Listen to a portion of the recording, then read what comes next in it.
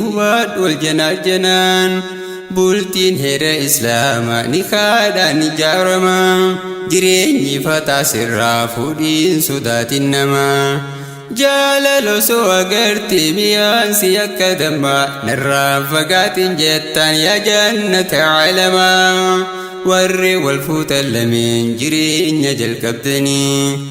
iimaanas dabalattan parsantaan nu caaltanii baguma wal fuutanii bagaa bultii jaartanii xiqqaa guddaan gammachuu dhufnee cidha keessanii isin eebbisaa jirra kan milkii fi barakaa haa ta'u gaa'illinii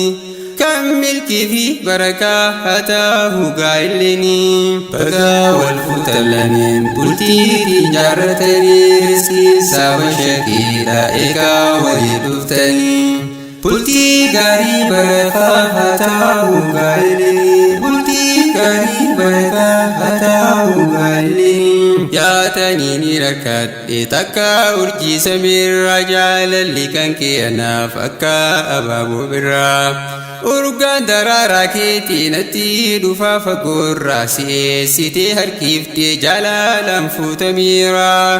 onnee keessatti fooqiin jaalala keen jaaramaa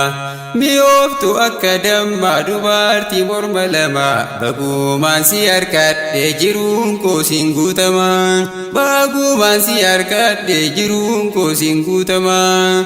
misirroleen wanteenya wal harkattan jaalala guyyaan cidha keessanii gagammadaati kooflaa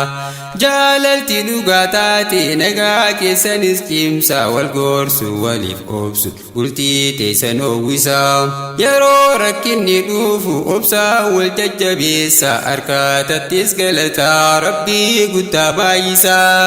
qabeenya isiniif kenna rahmaan mootii alamaa walitti dabalama yaa'annanii fi damma horaa wajjin dhulluuma baay'ee harkadhaa ilmaan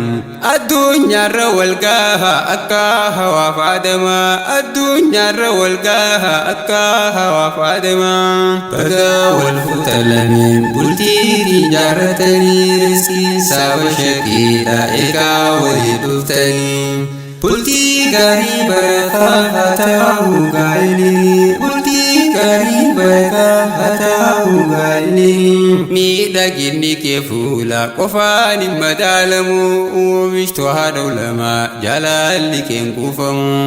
kunuunsitu barsiiftu jaalala haqaaf dhugaa dhaloota keessaa hayyuu baastaa dooktoraaf sheekaa fakkeenya ta'u kan kee